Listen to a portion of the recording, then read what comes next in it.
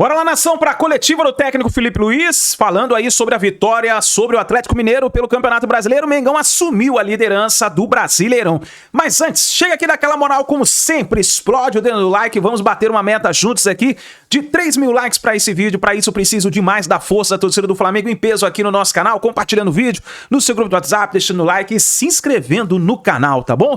Vou deixar os créditos ao canal da Flamengo TV, link na descrição como créditos. Bora lá para as últimas informações do Flamengo.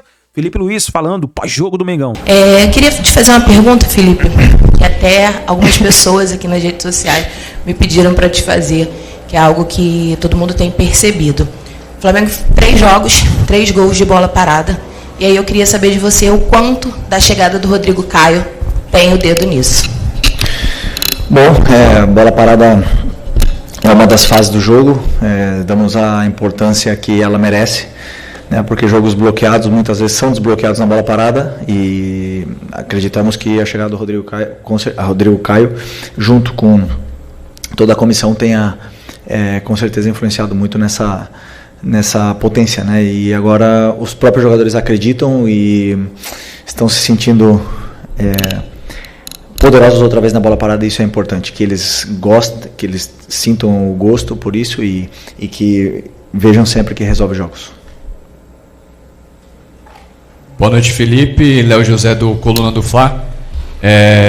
Nesse primeiro contato que você já teve com o Royal e com o Saul, você já tem mais ou menos uma projeção de quando eles vão estar à disposição? E rapidinho sobre o Saul, qual posição que você imagina que ele encaixe melhor no time? Mais pela direita, pela esquerda, centralizado?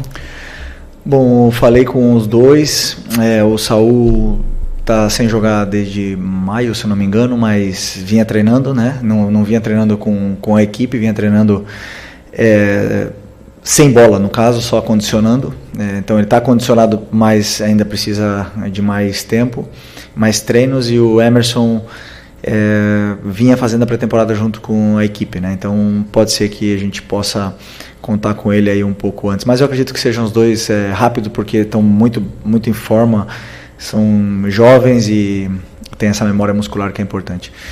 Sobre a posição do Saul, vejo ele em todas as posições do meio campo, e é um cara que vai somar muita qualidade pra gente, competitividade, é um cara super competitivo, tem muita chegada na área, tem gol, cabeceia muito bem, além da qualidade técnica individual que é o que fez ele fazer a carreira que ele fez. Então estamos muito felizes de poder contar com ele aqui.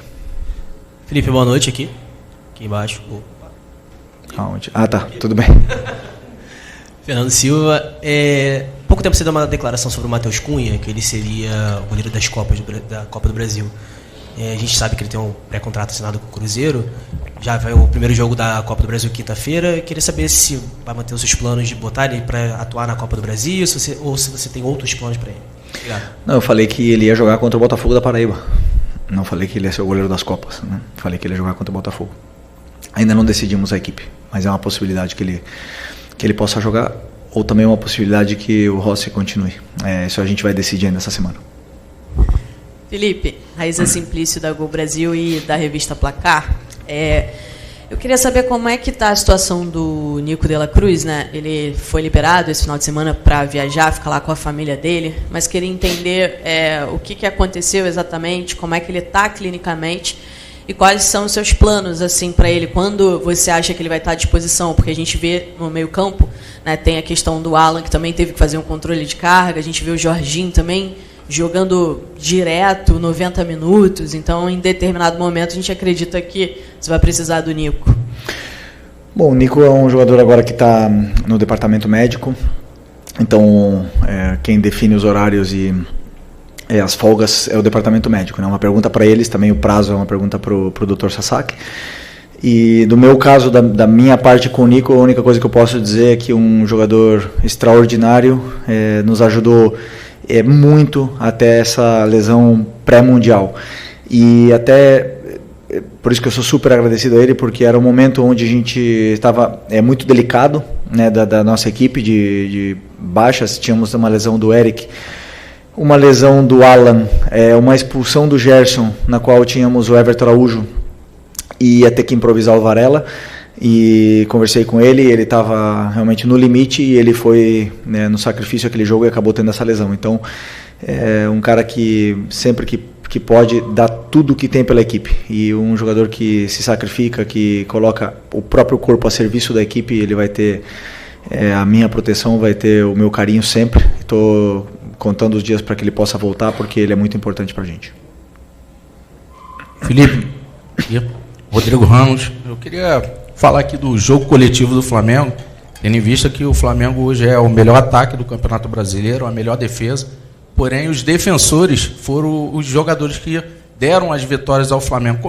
Para você, quão é importante esse jogo coletivo do Flamengo, tendo em vista que os atacantes fazem gol, os zagueiros fazem gol, todos se ajudam mutuamente?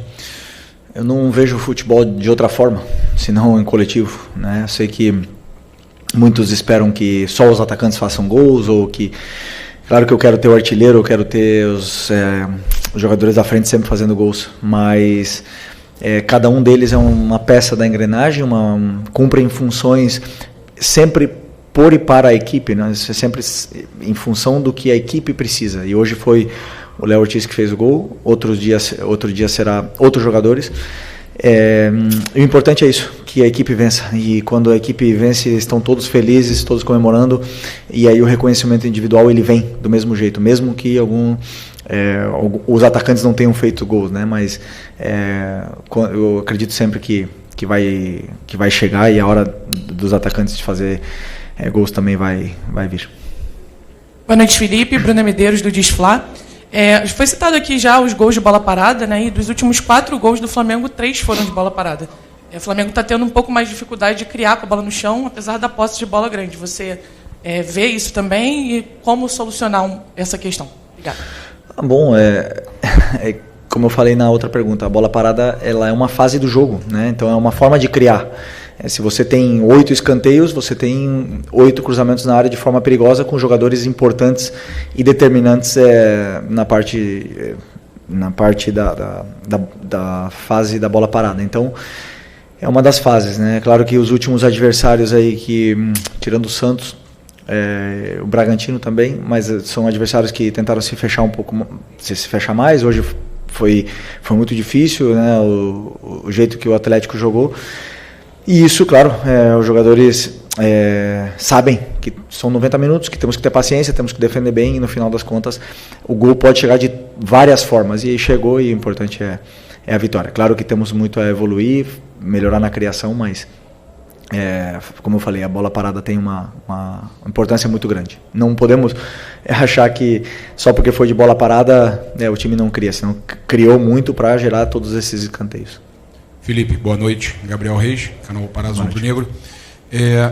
Cara, eu não tenho como não falar disso. O Bruno Henrique estava muito chateado no campo, falando que o Ramon Abateabel chamou ele e o Hulk e falou: ou é pênalti e amarelo, ou é falta, vermelho. Ele vai no VAR, volta, dá um amarelo. Vimos todos vocês muito chateados. Sei que você não gosta de falar de arbitragem, mas é uma situação que mexia diretamente com liderança de campeonato, um momento que você...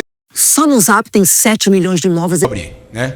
Mas eu queria a sua opinião sobre o que aconteceu, e principalmente pelo caso do Bruno Henrique, que, vivendo a situação que está vivendo, acabou se expondo, né, e criticando, né, a arbitragem, criticando o posicionamento do Ramon Abateabel. Melhor não falar. Eu gosto muito do Ramon, é catarinense, e prefiro continuar na minha linha de não falar da arbitragem, porque melhor assim. Vamos deixar assim. Desculpa. Felipe, aqui, à sua direita, aqui no cantinho. Gustavo. Bem, Gustavo. Ô Felipe, existe hoje um clamor do torcedor do Flamengo, hashtag no Twitter, pela volta do Paquetá.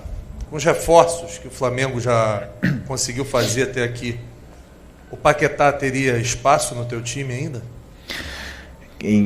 Primeiro que ele não é um jogador nosso, né? Então é de um clube da Premier League, um dos melhores aí, clubes da Europa. Temos que respeitá-lo, né? Mas o Paquetá tem uma história muito grande aqui, tem um carinho do torcedor, e não tem nenhuma dúvida que o Paquetá tem lugar em qualquer time do mundo. sempre se acha um lugar para jogadores com essa qualidade. Felipe, boa noite. Queria te perguntar sobre duas situações do jogo, se alguma delas te surpreendeu. A primeira, não que o Atlético fizesse encaixe individual, que isso já é habitual, mas a forma como esses encaixes foram divididos, assim, que o Fausto Vera fosse quem encaixasse no Plata, que o Coelho saísse da esquerda e fosse dentro junto com o Hulk e Rony para fazer tipo um 3-4 na saída do Flamengo de zagueiros e volantes, se isso foi um fator que de alguma maneira dificultou um pouco o jogo a progredir. E o segundo, que esses encaixes individuais se mantivessem mesmo quando o Atlético defendia muito baixo, muito perto da área dele. Quanto foi difícil entrar numa defesa com esse tipo de perseguição o tempo todo? Para o treinador sempre é diferente, né? Dar soluções quando existem essas perseguições, esses encaixes individuais. Tínhamos um plano, os jogadores que encaixavam, como você falou, mudou, mas não significava nada, porque contávamos que os nossos jogadores de ataque estariam com esses encaixes. Portanto, o que sim aconteceu, que nosso time foi mais vertical do que gostaríamos, não estava tão fino com a bola, e principalmente no começo do jogo, em algumas passagens dos nossos laterais e alguns passes verticais que não era o indicado naquele momento, principalmente com essa defesa homem a homem lá atrás, né? Então geraram contra-ataques. Então nesse momento também optei por não subir tanto com os laterais, porque eles estavam aproveitando muito as subidas dos nossos laterais, e o contra-ataque deles com Rony, Coelho e Hulk, claro que é letal. Então optamos por isso, e as outras vantagens que sabíamos que poderíamos ter não foi aproveitada. Talvez gerou um pouco de ansiedade nos nossos jogadores, mas é uma coisa que podemos corrigir, né? E principalmente o que podemos melhorar enquanto esses encaixes são os ataques ao espaço, que com certeza teremos dias agora para poder treinar e preparar melhor. Fechou? Essa. Felipe, boa noite. Bruno Castanha, B2 Esporte. Eu ia perguntar exatamente isso, sobre a questão dos encaixes, né, perseguições longas que o Atlético fazia, né, durante o campo. Mas é que você acabou de falar sobre os laterais. Você deixou, né, a largura para os laterais, da ultrapassagem, até estava pedindo para aquela bola, né, diagonal para entrar, mas agora você falou que segurou, né, os laterais. Você botou os 2 meias por dentro também. Nesse jogo congestionado, realmente não faltou, de repente, um pouco de largura, né, com os 2 meias por dentro também, que ele muito congestionado com essa marcação do Atlético muito baixa, com vários jogadores jogando baixo? Obrigado. Não, eu acredito que, por exemplo, se com esse tipo de encaixe, se você levar até os laterais, acaba formando uma linha de 6, 7, então de repente não é tão positivo, né? No caso de, por exemplo, dar amplitude com pontas, deixaria meu atacante sozinho com 3 na frente. Então são escolhas que eu fui tomando durante o jogo, também não só pensando na fase ofensiva, senão na transição que existia, um contra-ataque perigoso, e o nosso time conseguiu gerar em certos momentos essas situações para levar o time até a área, mas como o teu companheiro bem falou, os encaixes eles existem até na área, né? Mas isso vai muito daí da individualidade do jogador, da imposição técnica que ele tenha sobre o adversário que esteja defendendo ele. E como eu falei, talvez não tenha sido o nosso melhor dia tecnicamente, mas foi o meu plano enquanto a esse tipo de marcação. Outras equipes também fazem, optamos por planos diferentes, mas também tem que ver os jogadores que estão disponíveis sempre para poder montar com as características que a equipe precisa. Felipe, boa noite. Boa noite.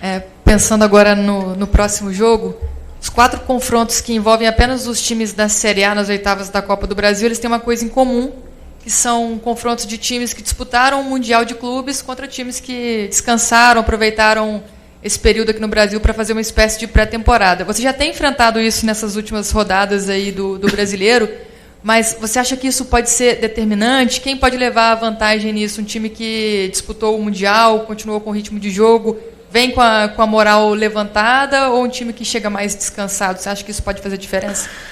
Sinceramente, eu acredito que o futebol, a moral, como você falou, ela é dia a dia, semana a semana, né? Se você perde um jogo, a moral baixa, o jogador perde confiança, e isso é jogo a jogo. Até mesmo, às vezes, os jogadores eles sentem essas mudanças nos treinos, né? Então, Não acredito que o Mundial tenha influência, que sim, a forma que jogamos o Mundial e que tentamos chegar o mais longe possível, nos deu confiança internamente no que está sendo feito, no modelo, a gente pôde se comparar com os grandes e isso os jogadores, sem nenhuma dúvida, se sentem mais poderosos, entre aspas, né, quando a gente faz jogos desse calibre, mas não acredito que os times que jogaram o Mundial vão ter alguma vantagem ou vice-versa, né, sobre os times da Copa. Oi, Felipe aqui, David Sharp, tudo bem? Parabéns pela vitória, pela liderança, pela retomada da liderança. Eu vou te perguntar sobre posse de bola, porque o Flamengo vem sempre tendo mais de 60% de posse de bola nos seus jogos. Mas hoje, de novo, assim como no último jogo com o Bragantino, o coeficiente de gols esperados do Atlético Mineiro foi maior, foi 1.12 contra 0.82. Ou seja, o Atlético Mineiro teve chances, né? Mesmo com uma posse de bola muito inferior.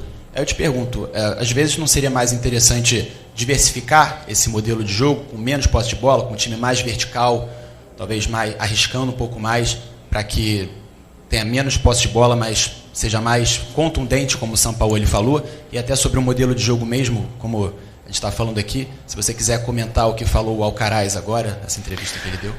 Primeiro, sobre a verticalidade, hoje meu time foi extremamente vertical, e perdemos bolas e geramos esse coeficiente negativo ou positivo para o Atlético Mineiro, contra-ataques. Então, não quer dizer que você, com bola verticalizando, vai ter... Depende muito da qualidade técnica, da qualidade individual defensiva do adversário, da qualidade coletiva do adversário em defender também, e vai gerar dificuldades. Cada time tem uma forma de defender e nem sempre é fácil entrar, é um time super qualificado e ainda por cima está fazendo contratações ainda que vão potencializar ainda mais essa equipe, é uma equipe muito forte e não é fácil entrar. Agora, vamos pensar, vamos jogar sem a bola, dar a bola para o adversário e ficar em bloco baixo? Aí eu queria ver se as perguntas estariam sendo dessa maneira aqui. Eu não posso reclamar, meu time é líder, melhor ataque, melhor defesa, não tenho que pensar em mudar o modelo, tenho que pensar em continuar vencendo, simplesmente. Mas nós variamos, hoje jogamos com 2 atacantes, como o teu companheiro falou, com as pontas por dentro, laterais passaram, depois pararam de passar, depois entrou o Wallace, e aí as variações elas existem, muitas vezes jogamos com 3, jogamos com 2, tá aí, as variações estão aí. Esperar em bloco baixo? Nunca. Boa noite, Felipe. Aqui, Isabelle Costa, canal Gold. Queria te perguntar sobre o planejamento para os próximos jogos, porque o Flamengo já enfrenta novamente o Atlético Mineiro pela Copa do Brasil, primeiro jogo, depois tem Ceará em Fortaleza, e depois tem o jogo também de decisão da Copa do Brasil. Você pensa em poupar para algum desses jogos? Qual é o teu planejamento? E aproveitar que acho que você não respondeu a situação do Alcaraz, porque ele deu a declaração falando que tinham falado muita mentira e que você, o Boto e ele sabiam porque ele saiu. E eu queria te dar a oportunidade para falar sobre isso. Obrigada. Planejamento para quinta-feira, a partir de amanhã, será feito. Jogo a jogo, não penso além da quinta-feira. Temos que vencer com as melhores peças que temos esse jogo da Copa e depois domingo será outro jogo. Sobre o Alcaraz eu falei já. Eu falei depois do título da Supercopa do Brasil. Falei toda a situação. Absolutamente tudo. É um menino que eu tenho um homem, né, que eu tenho um carinho gigantesco. Foi campeão do meu lado e já falei tudo. É só vocês reverem a entrevista e ali tá tudo que eu penso sobre essa situação e ele sabe que tudo, o carinho que eu tenho por ele, aliás, nós falamos e é um menino muito especial na qual eu desejo o melhor e absolutamente agradecido por tudo. Felipe, aqui, boa noite. Felipe, na última quarta-feira você falou sobre a união do elenco, que é um elenco muito unido. E a gente vê, fazendo uma análise desses últimos 2 jogos do Pedro, a gente vê o Pedro com um comportamento diferente. O Pedro voltando para marcar, o Pedro roubando bola, o Pedro sendo muito mais participativo. Apesar de não ter feito gols em nenhum dos 2 jogos, a gente vê um outro Pedro Inclusive, saiu uma matéria que ele bateu o recorde da carreira, assim, em índices, durante a partida contra o Red Bull Bragantino. Eu queria saber de você o quanto a união desse grupo te ajudou a trazer esse jogador de volta, um jogador que é importante, um jogador que teve mais gols aí durante muitos campeonatos brasileiros, um artilheiro nato. Queria saber de você isso, assim, e o quão essa mudança de comportamento dele tem te ajudado como uma opção também para os jogos. Obrigado. O grupo é muito bom. Já falei, já estou cansado de falar que esse grupo aqui só quer ganhar, quer fazer história, quer ganhar títulos, quer ganhar jogos, quer continuar com essa ambição, e isso eu percebo todos os dias. Então, com a situação do Pedro, como eu falei nas outras vezes, eu só ver ele fazendo isso dentro do campo é incrível. Ele tá muito bem. Aliás, não só defensivamente, que ele está do mesmo nível dos companheiros, senão tecnicamente está muito bem outra vez, e estamos muito felizes com o rendimento dele, e sem nenhuma dúvida é um jogador importantíssimo para a gente.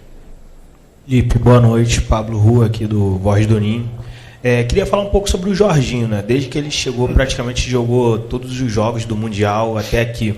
Parece que ele já virou um homem de confiança para você, né? Queria que você fizesse uma análise, porque ele está em quase todos os jogos e praticamente não descansa, dá para ver quanto ele se entrega pela equipe, né? Um jogador totalmente diferenciado, um jogador único na sua posição, que, como eu já falei outras vezes, foi o terceiro melhor jogador do mundo e hoje está aqui no Flamengo, né? Ele está tendo essa sequência de jogos também porque temos algumas lesões, a do Eric, a do Nico e da Facite do Alan, né, na qual faz ele ter essa sequência importante, né? Claro que eu, como treinador, tenho que ter um cuidado especial, mas é um jogador que se cuida, tem um histórico de lesões muito baixo e está potencializando muito a nossa equipe. Então estou muito feliz com o rendimento dele, principalmente com os detalhes na qual o tornam um treinador dentro de campo, levando a minha ideia para os companheiros e corrigindo muito dentro do campo, na qual eu valorizo muito. Boa noite, Felipe, aqui, Sidão Marinho da Litoral News. A partir de quinta, o Flamengo volta à Copa do Brasil, depois Brasileiro, Copa Libertadores. E a gente tem visto os reforços chegarem para incrementar ainda mais esse elenco, que é o melhor elenco da América. Em cima disso, e também no ótimo momento que o Flamengo vem vivendo, queria te perguntar a respeito das 3 competições. Porque a prioridade está estabelecida, é o Brasileirão. Você falou que a Libertadores também é tão prioridade quanto o Brasileirão. Mas tem a Copa do Brasil e nunca na história do futebol brasileiro alguém conquistou as 3 competições. Você acredita que isso é possível para a sua equipe, pela força do elenco? E mais do que se é possível, é um desejo que você tem, um objetivo que você tem, levando em conta essa ambição que você sempre traz para os seus jogadores, que a gente vê que eles são recheados disso, e isso move muito eles dentro do gramado. Obrigado. Bom, que primeiro ganhar quinta-feira. Não penso em agora a longo prazo. Claro que o objetivo do clube, como você bem falou, né? A gente sabe da Libertadores e do Brasileiro a importância que tem essas competições, mas a Copa está aí, estamos vivos, estamos com possibilidades e temos que ganhar do Atlético. E conforme forem passando os jogos, a gente vai ver onde a gente vai chegar em todas elas, né? Porque não dá para falar, vamos ganhar todas elas e no final não chegar em nenhuma. Então, como eu sempre falo, jogo a jogo, ganhar quinta, vamos ir para ganhar quinta-feira e tentar fazer um grande jogo para poder fazer um resultado bom para a volta. Ok? Boa noite, pessoal. Valeu. É isso aí, nação. Tá aí a coletiva, então, do técnico Felipe Luiz falando sobre a vitória do Mengão pra cima do Atlético Mineiro. O Flamengo enfrenta de novo o Atlético Mineiro, agora pela Copa do Brasil, na quinta-feira. Vamos ver o que vai acontecer. Obrigado por você estar aqui. Até o final do vídeo, deixa o like, se inscreva. E aqui, ó, tem o pós-jogo do Mengão. É só você clicar pra você acompanhar junto com a gente. A gente se vê no próximo vídeo.